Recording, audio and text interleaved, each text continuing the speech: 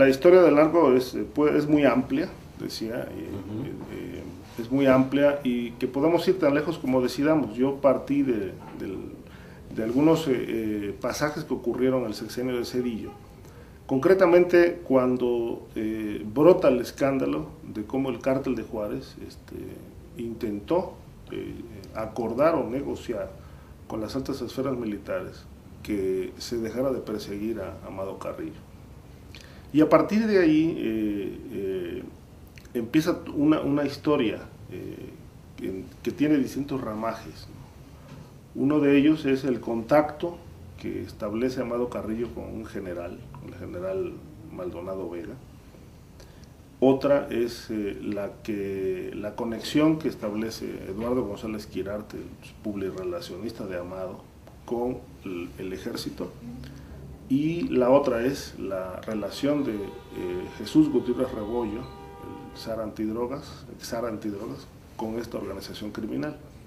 De tal suerte que, bueno, es un hecho bastante interesante como para analizar, bueno, realmente hasta dónde pudo llegar el narcotráfico en su intento por penetrar los intereses políticos. Y entonces, esta historia de la vinculación de Gutiérrez Rebollo, nos damos cuenta que empezó hace muchos años, cuando era jefe de la quinta zona militar en Guadalajara. Y desde ese momento no me queda ninguna duda que la lucha contra el narcotráfico la financió Amado Carrillo en ese tiempo, porque a él le interesaba combatir a sus enemigos, que eran los Arellano Félix. Luego a Amado se le complica la situación y empieza a ser perseguido muy fuerte, y bueno, también intentaron matarlo en más de una ocasión. Y es cuando González Quirarte aparece como protagonista de otro episodio y se entrevista con altos jefes militares dentro de las instalaciones de la Sedena. Y lo que resulta de ahí es una negociación que aparece en un informe del ejército, en el que el propio cártel de Juárez propone financiar parte de la deuda, no vender drogas en México, no generar inestabilidad en el país, y todo a cambio de que se le deje de perseguir a Amado Carrillo. Paralelamente, un testigo protegido, Jaime Olvera Olvera, miembro de ese grupo, es detenido y en la PGR se acoge al programa de testigos protegidos y declara: estamos en negociaciones con la presidencia de la República, le hemos dado ya dinero a Líbano Sáenz para llegar a estos acuerdos. Líbano Sáenz era el secretario particular de Zedillo.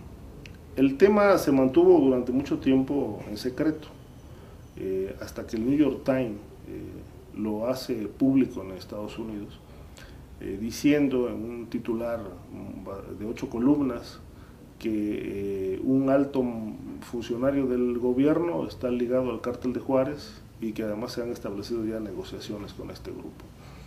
A partir de que brota el escándalo, la PGR integra una averiguación previa a petición de Líbano Sáenz y se investiga todo este embrollo, que trae como consecuencia que de ser un testigo ejemplar, Olvera es reducido a una calidad menor, casi como un soplón sin credibilidad, ¿no? Pero no por ello dejó de ser de interés periodístico conocer realmente hasta dónde estaba apuntando el narcotráfico para lograr sus objetivos.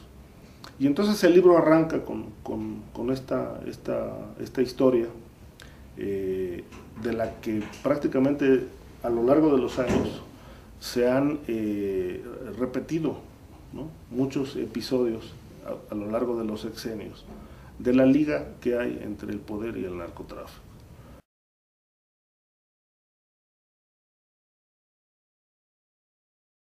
Y bueno, llega Fox al poder, y entiendo que se relaja mucho el tema de la seguridad, no obstante que el país ya tenía brotes de violencia en Tamaulipas, en Nuevo León. Como que se desatiende esta parte, hay relajamiento en la tarea de seguridad, y a los 50 y tantos días de haber tomado posesión, se fuga Joaquín El Chapo Guzmán.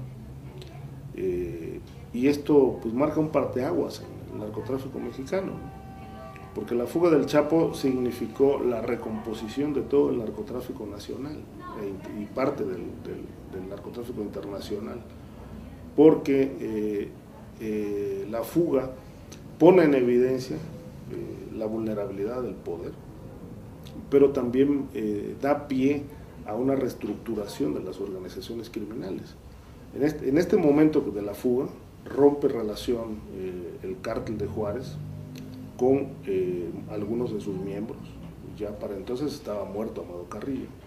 Yo no sé si como consecuencia de aquella negociación con Zedillo o no, el hecho es que, bueno, Amado Carrillo es declarado oficialmente muerto y aparece la figura del Chapo, ¿no?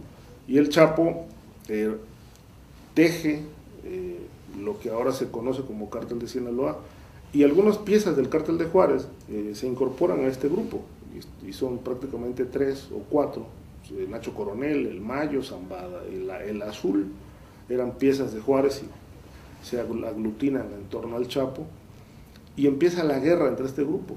Y hay un informe, incluso hay una carta que en otro libro yo publico, una carta firmada por un sicario de los hermanos Beltrán Leiva, que hablan de una reunión en Monterrey, en la que están los miembros del cártel de Sinaloa poniéndose de acuerdo sobre la estrategia a seguir para posicionarse en el negocio de drogas. Y plantean tres objetivos. Uno, exterminar al cártel de Tijuana, sacudirse lo que queda de Juárez y emprender una guerra frontal contra los Zetas. Y ya entonces se hablaba de por lo menos 400 municipios en crisis. ¿Qué quiere decir esto? Donde el Estado ya había perdido potestad. Los alcaldes de esos municipios, muchos de ellos de Michoacán, de Tamaulipas, Sinaloa, Oaxaca, entre otros, ya tenían autoridades municipales ligadas al crimen organizado y las policías municipales incorporadas a la protección de las redes criminales. Y entonces Fox lo que en aquel momento hace es emprender el programa México Seguro, que es el antecedente inmediato de lo que Calderón después lleva a cabo con mucha más estructura, pero aquellos intentos prácticamente fueron de reacción, ¿no? Violencia en Tamaulipas, reacción del ejército, ocupamos Tamaulipas. Violencia en Nuevo León, pues va el ejército, ocupa Nuevo León. Y así, es decir, iban como en algún momento dado lo dijo el exgobernador de Sinaloa, Juan S. Millán, ¿no? Lo que empezamos a ver en el sexenio de Fox fueron prácticamente escopetazos contra el narcotráfico y se olvidó de los tiros de precisión. En el caso de la fuga, el informe que se le entregó a Fox pocos días después de la fuga del Chapo es un informe que integró la entonces unidad especializada contra la delincuencia organizada, la UEDO.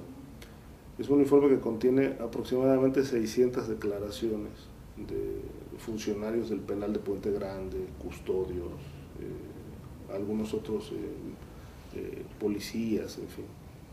Y de toda esta información analizada, se preparó un informe puntual que se le entregó en una reunión de gabinete a Fox y al secretario de la Defensa y de Marina, en el que paso a paso se detalló cómo fue la fuga del Chapo. El informe que en su momento recibió Fox no establece, aunque sí desliza la sospecha de que se pagó, o sea, hubo autoridades que recibieron pagos del Chapo para permitir la salida. Sin embargo, no se acredita que haya habido una cantidad de dinero para un funcionario en específico.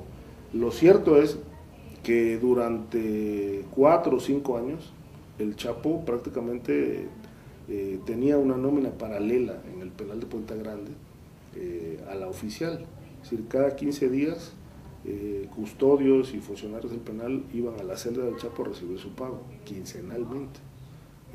Aparte, bueno, había obsequios, y a cambio de esto, el Chapo tenía algunas canonjías, algunos beneficios. En la historia que se publica en mi libro planteo que entre otros beneficios pues era el ingreso de mujeres, el ingreso de alcohol, e incluso el propio Chapo era el que dictaba el menú del día en el penal. Y el informe también dice que existe la sospecha de que en más de una ocasión se le permitió salir del penal. De tal suerte que, bueno, si hubo pagos, sí los hubo. Sí, hubo 5 años de sobornos a autoridades. ¿Qué le permitió esto al Chapo? Pues controlar Puente Grande y prácticamente con ello planear con mucho éxito pues la fuga del 21 de enero de 2001. Lo que viene después de la fuga, en efecto, fue una arremetida gubernamental con el ejército, la marina y las policías en prácticamente todas las plazas del narcotráfico en México. Y con ello también empezó a verse muy claramente la capacidad de reacción que ya tenía el narco en aquel momento. Sí, en efecto hubo más de 1000 ejecuciones durante ese tramo de tiempo. Sin embargo, después la situación empezó a salirse de control.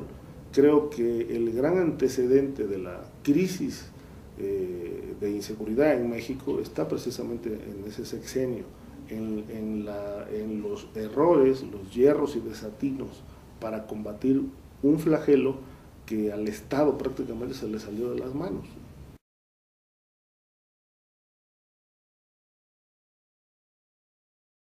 Creo que el diagnóstico que recibe al tomar posesión cambia un poco el panorama, y es que no es para menos. Es decir, hablaban ya de un porcentaje muy elevado de territorio perdido.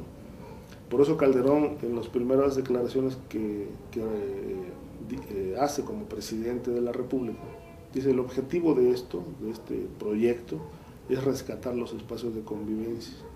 Se refería concretamente a que el Estado necesitaba urgentemente recuperar los territorios perdidos. Por distintas razones, el Estado desatendió la cuestión social y le abrió un gran hueco al narcotráfico para poder operar y controlar territorios.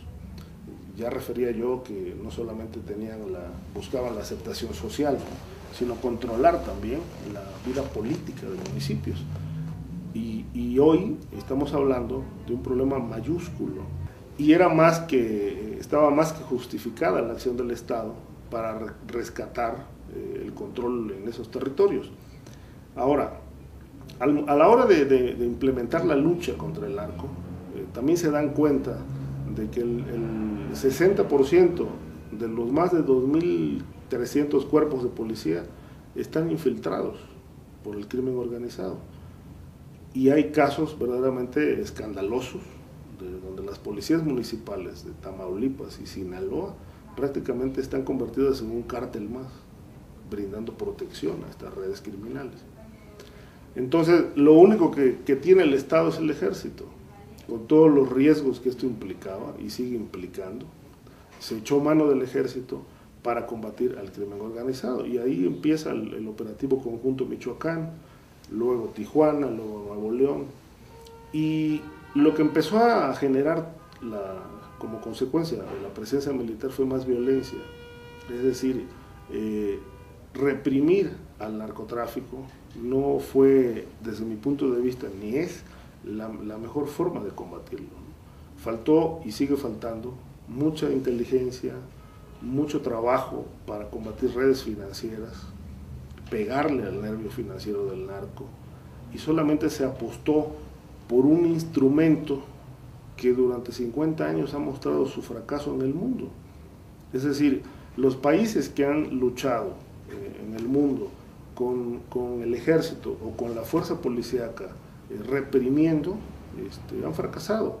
Y por esta vía podría decir que el narcotráfico en el mundo no ha sido derrotado nunca, en ningún lugar del globo terráqueo ni en ninguna época de su historia, porque se ha acreditado que el simple hecho de que haya presencia militar, fuerza del ejército, no es suficiente, como se ha demostrado en México, ¿no?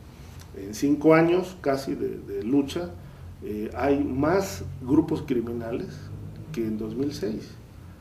Y podría decirte que aun cuando falta un tramo, un año y pico para que termine el sexenio, ya podemos decir que la guerra fue un fracaso, porque ni se rescataron los espacios de convivencia, ni se desarticularon las organizaciones criminales.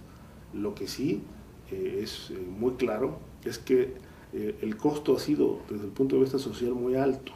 Hay 50,000 muertos, o más de 50,000, más o menos, una inestabilidad muy fuerte en el país, y el narcotráfico sigue ahí intocado. Entonces, lo que yo me pregunto es, bueno, entonces en 5 años, ¿qué se combatió? Porque aquí se da otro fenómeno que vale la pena aquí resaltar, que es que la guerra resultó una paradoja. No combatió al narco, al contrario, lo fortaleció. Y hoy vemos al crimen organizado mexicano instalado, operando en Centro, en Sudamérica y en Europa.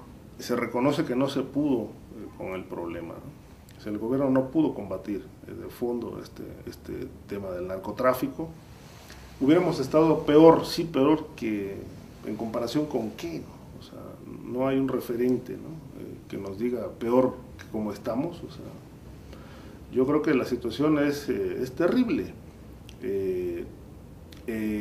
Me parece una justificación irresponsable, y hay hechos muy concretos, ¿no? Es decir, como hubo desatención social, el narco entró y controló territorios. Como se combatió solo por la vía de la represión, no se combatió de raíz a las estructuras criminales, porque se les mantuvo intocado la parte financiera. El dinero del narco le permitió al mismo narco tener capacidad de respuesta, y creo yo que el narcotráfico, desde que empezó la alternancia en 2000, se preparó para este escenario, ¿no? Mejor que el gobierno. Y mejor que la clase política, el narco entendió el juego de la alternancia. Porque mientras en el campo político se mantuvo la desorganización, el desacuerdo, en el campo del crimen organizado hubo otra dinámica que favoreció mucho sus intereses. Se diseminaron por todo el territorio y empezaron a negociar con cuanta autoridad les podía garantizar impunidad. Ya policías, ya militares, ya alcaldes, ya gobernadores, permearon prácticamente todo. Y esto prácticamente le impidió al gobierno poder capturar, ¿no? Cártel por cártel, las estructuras de raíz. Hoy tenemos 3 nuevas organizaciones que surgen. Había 8 en 2006, hoy son 12, y muchas de ellas ya están operando y generando violencia en Costa Rica, en Guatemala, en Centro, Sudamérica. Hoy los Zetas son una amenaza para el mundo, dice Obama, ¿no? O sea, ¿hasta dónde ha llegado, ¿no? De ser un brazo armado hasta no hace muchos años, hoy es una amenaza para el mundo. O sea, entonces, bueno, ¿qué se ha combatido en estos 5 años? ¿Dónde están los resultados de una guerra? Creo yo que la guerra quizás sí tuvo un beneficio, pero fue un beneficio para quienes estuvieron alentando luchar contra el crimen organizado por la vía armada. Es decir, la guerra sí significó un negocio. ¿Para quiénes? Para los que le venden armas al ejército, para los que les venden provisiones a la marina, es decir, para una clase privilegiada que está relacionada con este negocio. Porque políticamente tampoco fue redituable. Es decir, si se apostó al inicio de la administración que la guerra iba a legitimar a Calderón, pues resultó que no. ¿Sí? Ni hubo combate, ni se exterminaron a las redes, ni hubo legitimación del presidente, porque hoy los bonos presidenciales están bastante bajos.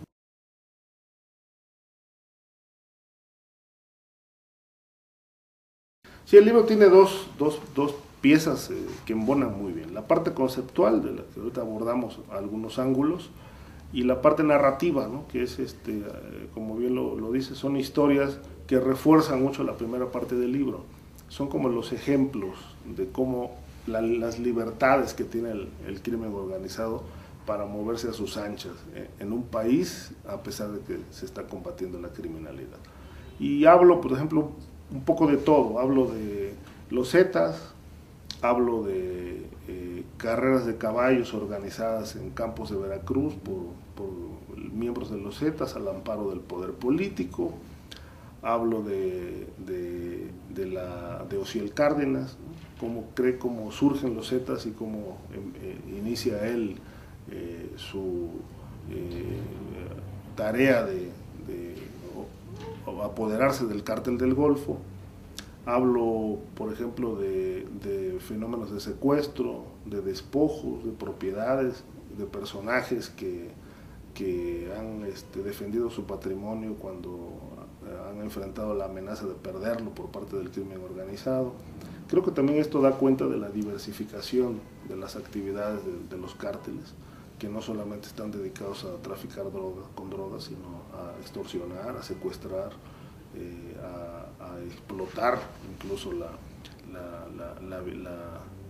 negocio de la piratería, el control que hay de cobro de impuestos en zonas ganaderas, ¿no? La amenaza para que vendan drogas en bares y negocios y restaurantes.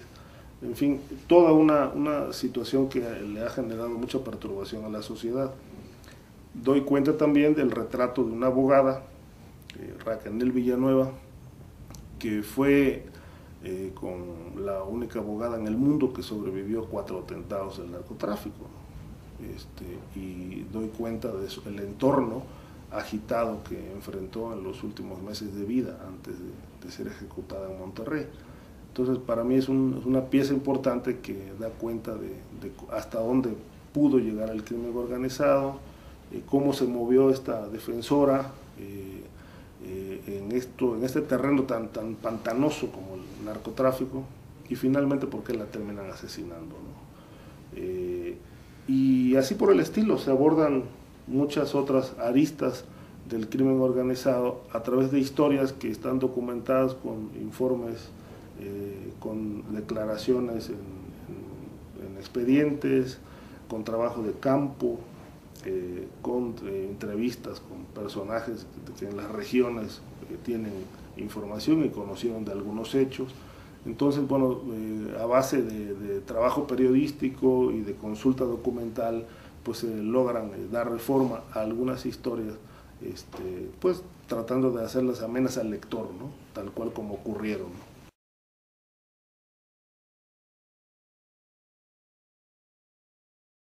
Yo creo que de seguir el combate al narcotráfico o a cualquier otra expresión del crimen organizado por la vía de la represión, el país no va a ningún lado, más que va a entrar en una mayor espiral de violencia, una mayor agitación y una mayor incertidumbre, ¿no? Es como un círculo vicioso en el que parece no haber una salida, ¿no?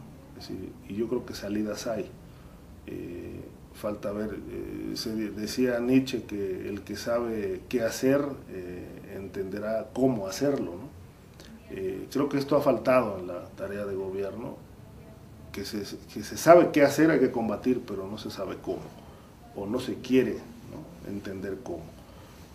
Hay que implementar, hay que añadir otros instrumentos al combate, y creo yo que la nueva administración que esté en el país a partir de 2012, finales de 2012, tendrá que entender que la estrategia tiene que modificarse. Hoy tenemos un ejército desgastado y quizá también ya muy cuestionado, porque no ha resultado eficaz en este combate y por momentos parece rebasado. Todo va a depender de qué grupo, qué partido, qué candidato gane las elecciones. Si es con el PAN, yo creo que habrá combate, pero tendrá que replantearse una estrategia que ha resultado hasta ahora fallida.